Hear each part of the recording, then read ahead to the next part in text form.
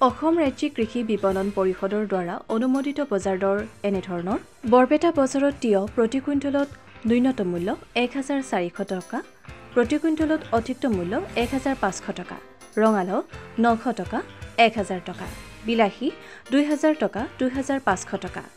কোমোৰা 1000 টকা, 1300 টকা। গোৱালপাৰা বজাৰত বন্ধাকবি প্ৰতি কুইণ্টলত ন্যূনতম মূল্য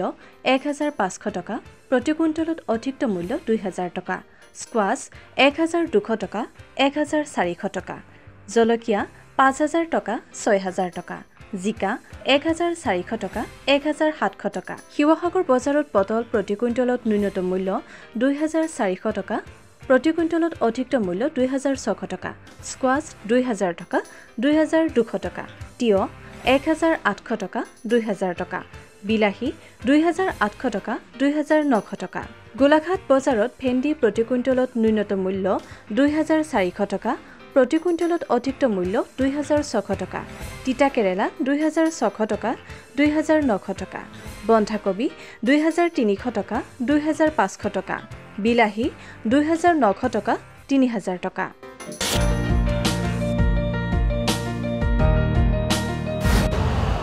यूरिया का स्वदेशी उत्पादन 70 लाख टन बढ़ाने के लिए 6 उर्वरक संयंत्रों का उद्धार किया जा रहा है। FCIL के गोरखपुर, सिंदरी, तलचर और रामागुंडम संयंत्र, HFCL की बरौनी इकाई और BVFCL की नामरू फोर्थ। सोने पर सुहागा ये है कि देश में अब बनेगा सिर्फ नीम लेपित यूरिया, क्योंकि इससे होगा किसानों का फायदा ही फायदा। अनाज का उत्पादन 10% तक बढ़ेगा, बढ़ेगी 10 से 15% नाइट्रोजन क्षमता।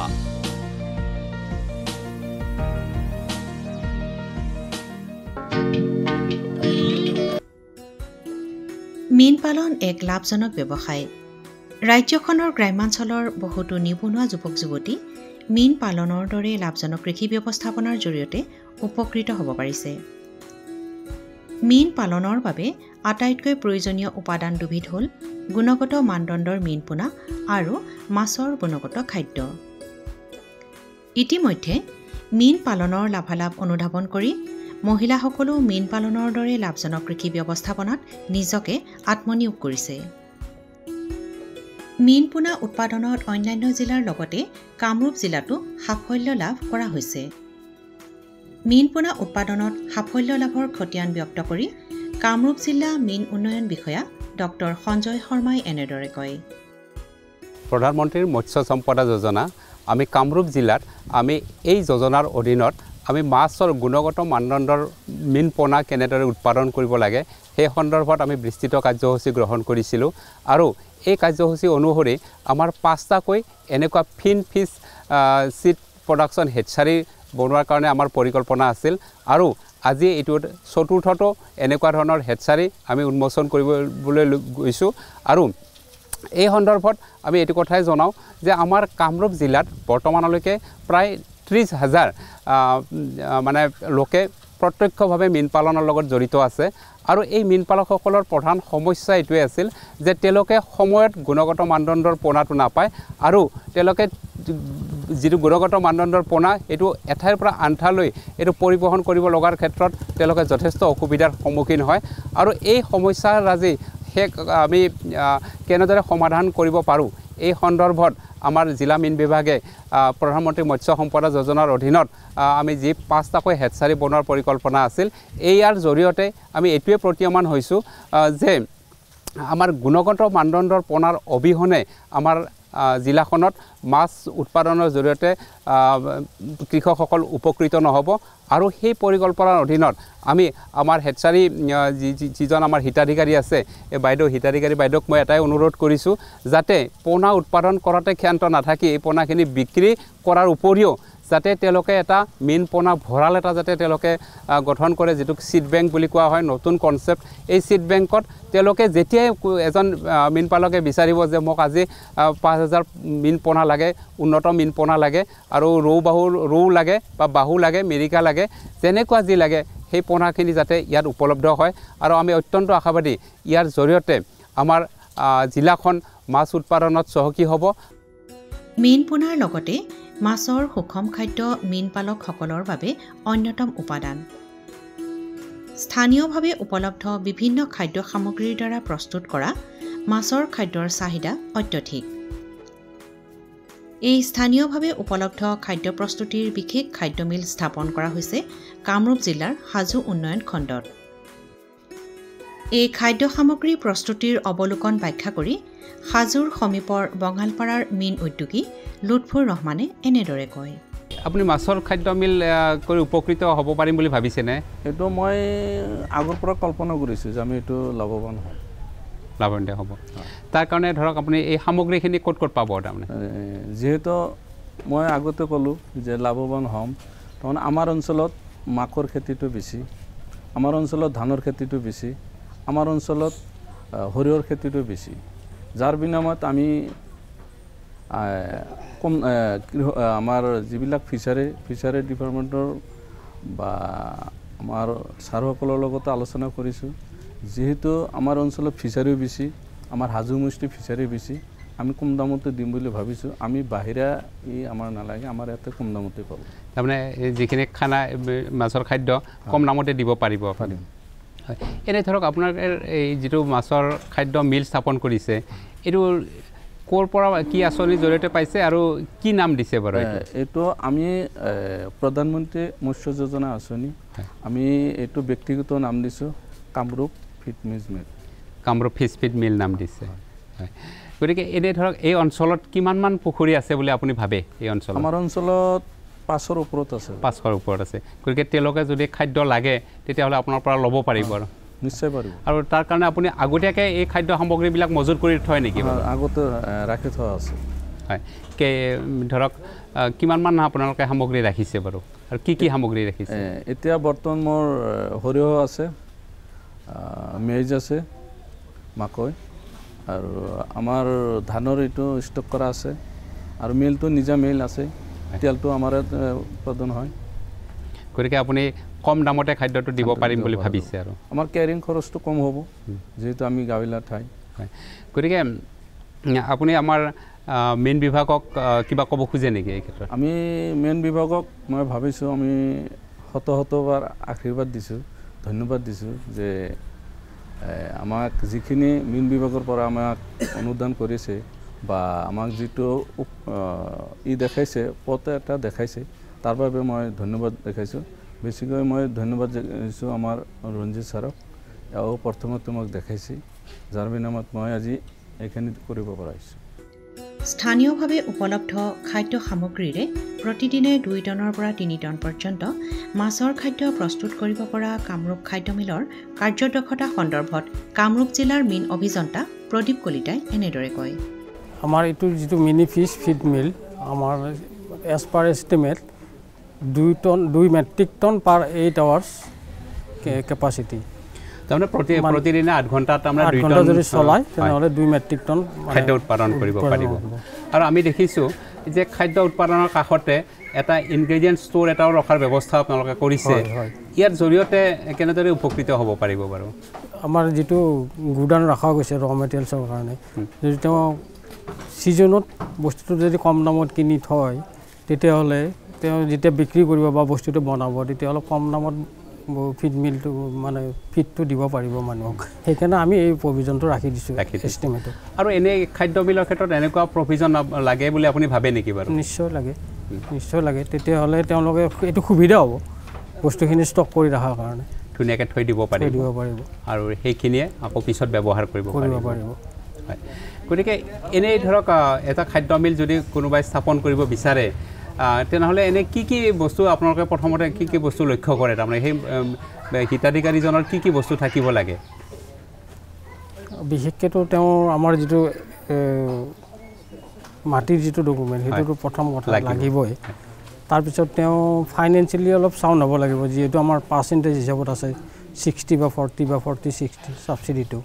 গতিকে সেইটো অকণমান চাই কিনে আমি চিলেকশ্যন প্ৰচিডিউৰত আগবাঢ়ো। আৰু বৈদ্যুতিক তাৰমানে যিটো কানেকশ্যন, বৈদ্যুতিক কানেকশ্যন আমাৰ 18ৰ পৰা 20 কিলোৱাট আমাক লাগিবই কেপাচিটি কানেকশ্যনটো, সেইটো থকাটো হ'ব লাগে। সেইকাৰণে আৰু পৰিবহণৰ ক্ষেত্ৰত আপুনি চাই নেকি বাৰু পৰিবহণ মানে ৰোডৰ কণ্ডিশ্যনটো চাওঁ যাতে তেওঁ মানে ট্ৰেন্সপৰ্টেশ্যনটো সহজে কৰিব পাৰে বহুত ভিতৰত হ'লে ৰাস্তা নাথাকিলে অলপ সেইটো ট্ৰেন্সপৰ্টেশ্যনৰ প্ৰব্লেম হ'ব উৎপাদিত সামগ্ৰীখিনি বিক্ৰীৰ কাৰণে দিগদাৰ হ'ব কামৰূপ জিলাৰ হাজো অঞ্চল মীন পালনৰ বাবে আটাইতকৈ উল্লেখযোগ্য স্থান হাজো অঞ্চলৰ পৰাই প্ৰতিদিনে কেইবাটনো মাছ ৰাজ্যখনৰ বিভিন্ন অঞ্চললৈ আহে এই অঞ্চলত মাছৰ খাদ্যৰ প্ৰয়োজনীয়তা ব্যক্ত কৰি দুই উদীয়মান মীন পৰিদৰ্শক অৰূপজ্যোতি দাস আৰু ৰাজকুমাৰ মালাকাৰে এনেদৰে কয় আমাৰ যেটো হাজো অঞ্চল আছে হাজো অঞ্চল একদম মৎস্য প্ৰধান এলেকা বুলি ক'ব পাৰি কাৰণ ইয়াতে 5000 পুখুৰী আছে আমাৰ হাজো অঞ্চলটোত আৰু কিন্তু সেই হাজো অঞ্চলত ফিশ ফিড মিল আপোনাৰ যেটো ফ্লোটিং ফিড আছে সেই ফিডটো মানে মিলটো নাই এই মিলটো পোনপ্ৰথমে আমাৰ হাজোত স্থাপন আৰু তাৰ কাৰণে আমাৰ এই যিবিলাক মীনপালক আছে বহুত উপকৃত হ'ব বুলি আশা কৰিছোঁ হয় এনে ধৰক এই যে সামগ্ৰী এই ইয়াত হাজো অঞ্চলত উপলব্ধ হয়নে বাৰু হয় হয় এই এখেতে নিজে খেতি কৰে আৰু লগতে এই অঞ্চলটোত খুব পৰিমাণৰ মাকৈ পোৱা যায় খলি হৈ গোটেইখিনি যিখিনি লগা বস্তু গোটেইখিনি পোৱা যায় আৰু যিটো ড্ৰাই ফিছ আছে আপোনাৰ শুকান মাছ গোটেইখিনি পোৱা যায় শুকান মাছ বুলি কওঁতে এইটো এই মানে সোলাৰ ড্ৰায়াৰ আজিকালি আহিছে তাৰ দ্বাৰাও মাছ শুকাব পাৰি নেকি পাৰি এইটো ব্যৱস্থা আছে এইটো কৰিব পাৰি আৰু গতিকে তেনেকুৱা শুকোৱা মাছো ইয়াত প্ৰয়োগ কৰিব পাৰি গতিকে সামগ্ৰিকভাৱে আমাৰ যিবিলাক মীনপালক আছে আমাৰ হাজো অঞ্চলৰ তেওঁলোকক আপোনালোকে কি পৰামৰ্শ দিব বিচাৰে যিখিনি মীনপালক আছে বৰ্তমান এইটো যিটো ফিড মিল আমাৰ বহুত উচ্চ মানৰ ফিড মিল হৈছে বৰ্তমান হাজোত আৰু সেই মানুহখিনিক আমি ফ্লোটিং ফিড যিখিনি আছে যিখিনি বিচাৰে সেইখিনিক আমি ইয়ালৈ আহিবৰ কাৰণে পৰামৰ্শ দিম আৰু লাগিলে আমি ট্ৰেইনিং আকৰ্ড ইহঁতক আনি কিনে বুজাইও দিম ইয়াতে মেইনলি আপোনাৰ যিটো ফ্লোটিং ফিড মিল যিহেতু হৈছে আৰু এটা ফ্লোটিং ফিড মিলত যিখিনি ৰিয়েজেণ্ট লাগে গোটেইখিনি বস্তু ইহঁতে ষ্টক কৰি ৰাখিছে নিজাকৈ এটা ষ্টক ইনগ্ৰিডিয়েণ্ট ষ্ট'ৰেজ এটা খুলি লৈছে আৰু গোটেইখিনি বস্তু যিখিনি বস্তু লাগে আমাৰ ফাৰ্মাৰক লাগতিয়াল বস্তু যিমান প্ৰটিন পাৰ্চেণ্টেজ লাগিব সেই হিচাপত তেখেতে বনাই দিব বুলি আশা কৰিছোঁ প্ৰধানমন্ত্ৰীৰ মৎস্য সম্পদ যোজনা অৰ্থাৎ PMMSY আঁচনিৰ অধীনত হাজো বঙালপাৰাত মাছৰ খাদ্য মিল স্থাপন কৰাত সন্তুষ্টি প্ৰকাশ কৰি স্থানীয় সমাজকৰ্মী মফিজুদ্দিন আহমেদে তেওঁৰ অভিব্যক্তি ব্যাখ্যা কৰি এনেদৰে কয় আমি বহু দিনৰ পৰা সপোন আশালৈ ঘূৰি আছোঁ যেটো এই অঞ্চল পিছপৰা অঞ্চলত ইমান এটা মূল্যৱান বস্তু চৰকাৰে বা আপোনালোকৰ ফালৰ পৰা অনুদানটো যে আমি পাইছোঁ তাৰ বাবে ধন্যবাদ জ্ঞাপন কৰোঁ আজি বহু দিনৰ পৰা সমস্যাত জৰ্জৰিত হৈ আছোঁ আমি ইমান দিনৰ পৰা সপোন এটা চাই আছোঁ যে এনেকুৱা সপোন যে আমাৰ আগন্তুক দিনত এই সমস্যা কেনেকৈ আমি সমাধান কৰিব পাৰিম বিশেষকৈ লুৎফৰ ৰহমান ডাঙৰীয়া তেখেত মোৰ মামা আৰু এখেতৰ লগত এগ্ৰিকালচাৰ ডিপাৰ্টমেণ্টৰ লগত অলপ বুজাবুজি আছে বা আপোনালোকৰ লগত বুজাবুজি আছে এই বিষয় লৈ এখেতক মই এদিন কৈছিলোঁ যে মামা এই সমস্যাখিনি আমি কেনেকৈ দূৰ কৰিম তেওঁ বিভিন্ন ঠাইত ঘূৰি থাকে দেখা পায় এই ৰিচেণ্ট কিছুদিন আগত মই দক্ষিণ পাৰত গৈছিলোঁ এনেকুৱা এটা মিল দেখা পালোঁ তেখেতক মই ক'লোঁ যে মামা এনেকুৱা মিল যদি আমাৰ এই অঞ্চলত আমি আনো আমি যথেষ্ট পৰিমাণে লাভৱান হ'ম গতিকে তেওঁ এই কথাষাৰ অলপ গুৰুত্ব দিয়াতে আপোনালোকৰ জৰিয়তে হওক বা আপোনাৰ গভৰ্ণমেণ্টৰ ফালৰ পৰা হওক সুযোগ সুবিধা লাভ কৰি পেলাই তেওঁ ভাবিছে যে হয় সফলতা হ'ম আজি আমি পাইছোঁ তাৰ বাবে আমি ধন্যবাদ আৰু পঞ্চতীৰ্থ হাজনগৰীক এই মিলটো যে আহিছে আমি খুবেই উপকৃত হ'ম লাভৱান্বিত হ'ম গতিকে মই ভাবোঁ মিল পালন ডিপাৰ্টমেণ্টৰ সকলো কৰ্মকৰ্তাক ধন্যবাদ জ্ঞাপন কৰোঁ যেহেতুকে আমাৰ এই পিছপৰা অঞ্চল আজি আমি সফলতাত আগুৱাই গৈছোঁ আপোনালোকে দেখা পাইছে যিখিনি ৰাইজ উপস্থিত আছে সকলোৰে মুখত বিৰিণি হাঁহি দেখা পাইছে যেহেতুকে আগন্তুক দিনৰ সমস্যা আমাৰ সমাধান হ'ব সেই হিচাপত আপোনালোকক ধন্যবাদ দিছোঁ স্থানীয়ভাৱে উপলব্ধ সামগ্ৰীৰে মাছৰ খাদ্য প্ৰস্তুত কৰিলে মাছৰ খাদ্যৰ খৰচ কম হয় আৰু খাদ্যৰ গুণাগুণ ভাল হয় ইয়াৰ জৰিয়তে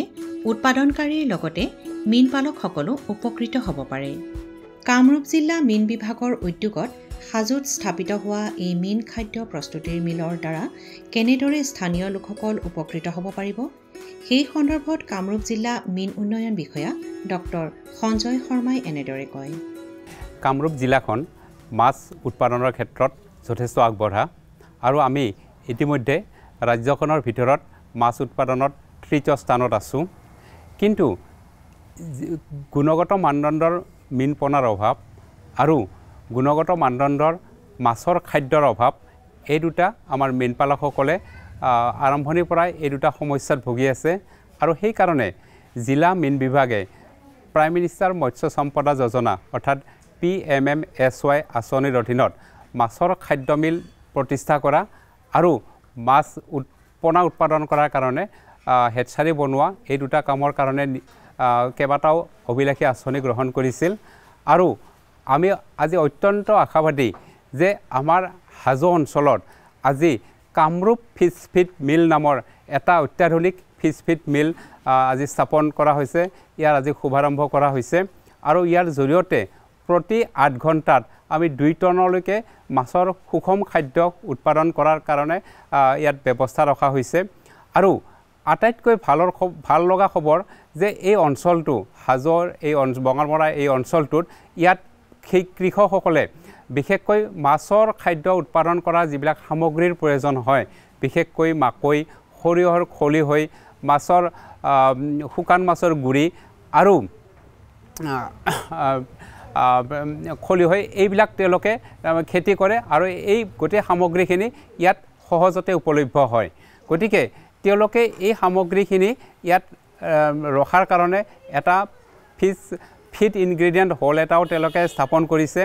আৰু ইয়াৰ জৰিয়তে অন্ততঃ 4 মাহৰ প্ৰয়োজন হ'বলগীয়া সামগ্ৰীখিনি তেওঁলোকে মজুত কৰি ৰখাৰ কাৰণে এই খাদ্য মিলটো খুব ধুনীয়াকৈ চলিব বুলি আশা কৰিব পাৰি আৰু লগতে এই হিতাধিকাৰীজনৰ এটা তেওঁৰ ৰাইচ বিল এটা আছে আৰু সৰিয়হ পেৰা এটা মিলো ইয়াত আছে সংলগ্ন হৈ আছে এই দুটা যেহেতু তেওঁৰ নিজাববীয়াকৈ আছে গতিকে যিখিনি প্ৰয়োজন হোৱা সামগ্ৰী এই যেটো ইনগ্ৰেডিয়েন্ট এই ইনগ্ৰেডিয়েন্টখিনি এই দুটা উৎসৰ পৰাই তেওঁলোকে পাব পাৰিব আৰু ইয়াৰ জৰিয়তে যিখিনি স্থানীয় মীনপালক আছে আমি ইতিমধ্যে গম পাইছোঁ যে হাজো অঞ্চলতে প্ৰায় 5000 মীনপালক আছে তেওঁলোকে বিজ্ঞানসন্মতভাৱে মীন পালন কৰে আৰু তেওঁলোকৰ প্ৰয়োজনীয় যিখিনি খাদ্য এই খাদ্যখিনি এই মিলটোৰ দ্বাৰা তেওঁলোকে পাব পাৰিব বুলি আশা কৰিব পাৰোঁ গুণগত মানদণ্ডৰ মীন পোনা আৰু মাছৰ সুষম খাদ্য এই দুই উপাদান মীন উৎপাদনৰ প্ৰধান উপাদান হিচাপে পৰিগণিত হৈছে ইতিমধ্যে চৰকাৰী আৰু বেচৰকাৰী অনুষ্ঠান প্ৰতিষ্ঠানৰ সহযোগত এই দুই খণ্ডত যথেষ্ট গুৰুত্ব প্ৰদান কৰা হৈছে লাহে লাহে ৰাজ্যখনত মাছ উৎপাদনৰ পৰিমাণ যথেষ্ট বাঢ়িছে আৰু মীন খণ্ডত এক ব্যাপক জনপ্ৰিয়তা আহি পৰিছে আগন্তুক দিনত ন প্ৰযুক্তি কৌশলেৰে ৰাজ্যখনৰ নিবনুৱা যুৱক যুৱতীসকলে নতুন উদ্যমেৰে আগবাঢ়ি আহিলে ৰাজ্যখনত মীন উৎপাদনে এক সুনীল বিপ্লৱ গঢ়ি তুলিব পাৰিব বুলি আশা কৰিব পাৰি আগন্তুক দিনত ন প্ৰযুক্তি কৌশলেৰে ৰাজ্যখনৰ নিবনুৱা যুৱক যুৱতীসকলে নতুন উদ্যমেৰে আগবাঢ়ি আহিলে ৰাজ্যখনত মীন উৎপাদনে এক সুনীল বিপ্লৱ গঢ়ি তুলিব পাৰিব বুলি আশা কৰিব পাৰি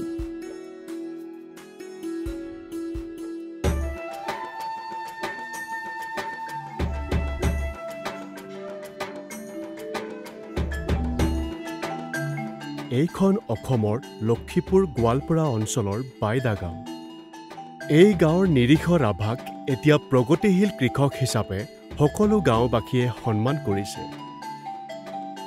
অৱশ্যে পৰম্পৰাগত কৃষিক উদ্যোগীকৰণলৈ ৰূপান্তৰিত কৰাৰ সিদ্ধান্তৰ বাবে তেওঁ বিৰোধিতা কৰা হৈছিল নিৰীহ ৰাভা পৰম্পৰাগত শস্যৰ খেতি কৰা কৃষক পৰিয়ালৰ আছিল কিন্তু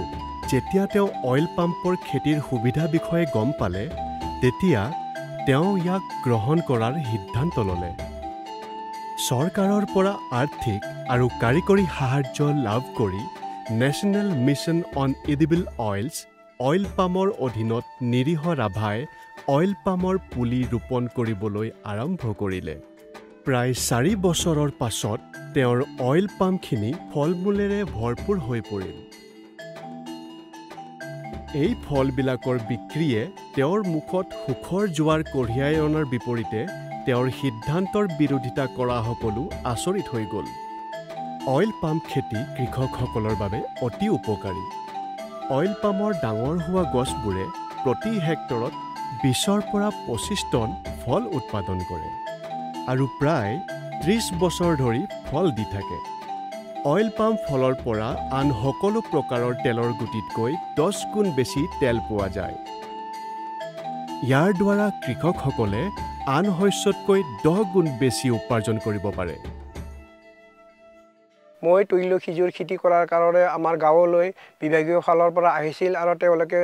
সাধাৰণ সভা বহাই কিনে আমাক যিটো মানে শিকাই দি গৈছিল তেওঁলোকে কৈছিল যে এই খেতিটো কৰক আপোনালোকে চৰকাৰৰ পৰা ৰাজ সাহায্য প্ৰদান কৰা হ'ব আৰু সেই হিচাপতে মই ঠিৰাং কৰিছিলোঁ যে ময়ো এই খেতিটো কৰিম বুলি মই নিজে এই খেতিটো কৰিলোঁ মই খেতি কৰাৰ লগে লগে ৰাইজৰ মানুহে কিছুমানে বিৰোধিতা কৰিছিল বিৰোধিতা কৰাৰ পিছত তথাপিও সিহঁতৰ কাণ সাৰ নকৰাকৈ মই নিজে মনোমতভাৱে এই খেতিটো কৰিছোঁ কৰাৰ পিছত মই এতিয়া এই খেতিৰ পৰা যিটো উৎপাদন হৈছোঁ মই নথৈ সুখী আৰু মোৰ দেখি এতিয়া ৰাইজে এই খেতি কৰাৰ কাৰণে বহুত আগ্ৰহ হৈ আছে আৰু পুলি বিচাৰি আছে মোৰ ওচৰত যোগাযোগ কৰাৰ কাৰণে আৰু ময়ো ৰাইজক কৈছিলোঁ যে হ'ব তেতিয়াহ'লে মই আপোনালোকক সহায় সহযোগিতা কৰিম বুলি মই কথা দিছোঁ অইল পামৰ ৰোপণৰ সামগ্ৰীৰ বাবে প্ৰতি হেক্টৰত চৰকাৰে 20ৰ পৰা 29,000 টকাৰ সাহায্য প্ৰদান কৰে ইয়াৰ উপৰিও চৰকাৰে শস্য কৰা আৰু ৰক্ষণাবেক্ষণৰ বাবে প্ৰথম 4 বছৰ প্ৰতি হেক্টৰত 42,000 টকাৰ সাহায্য প্ৰদান কৰে এই অভিযানৰ অধীনত ড্ৰিপ জলসিঞ্চনৰ বাবে প্ৰতি হেক্টৰত 30,000 টকাৰ অতিৰিক্ত সাহায্য প্ৰদান কৰা হয় লগতে কৃষকসকলৰ বাবে শস্য চপোৱা মেচিন আৰু ট্ৰেক্টৰ ট্ৰলি ক্ৰয়ৰ বাবে সহায়ৰ ব্যৱস্থা আছে national mission on edible oils oil পামৰ অধীনত কৃষকসকলক তৈল খেজুৰ ৰোপণৰ সামগ্ৰী আন্তঃশস্য ব্যৱস্থাপনা টোপাল জলসিঞ্চন বিদ্যুৎ সৌৰশক্তি ডিজেল চালিত পাম্প সেট পুখুৰী শস্য চপোৱা সঁজুলি আৰু লগতে পুৰণি পুলিসমূহ পুনৰ ৰোপণৰ বাবে ৰাজ সাহায্য প্ৰদান কৰা হয় ইয়াৰ জৰিয়তে কৃষকসকলক কেঁচুসাৰ টেংকিৰ নিৰ্মাণৰ বাবে আৰু তৈল খেজুৰ সম্বন্ধীয় অন্যান্য যন্ত্ৰপাতি তথা সা সঁজুলি ক্ৰয় কৰিবৰ বাবেও আৰ্থিক সহায় আগবঢ়োৱা হয় এই অভিযানৰ জৰিয়তে কৃষকসকলক 5 লাখতকৈও অধিক বিত্তীয় সাহায্য প্ৰদান কৰা হয় অইল পাম খেতিৰ ফলত কৃষকৰ অধিক আয়ৰ সম্ভাৱনা আছে অইল পাম খেতিৰ পৰা কৃষকসকলে সুস্থিৰ আৰু নিশ্চিতভাৱে উপাৰ্জন লাভ কৰিব পাৰে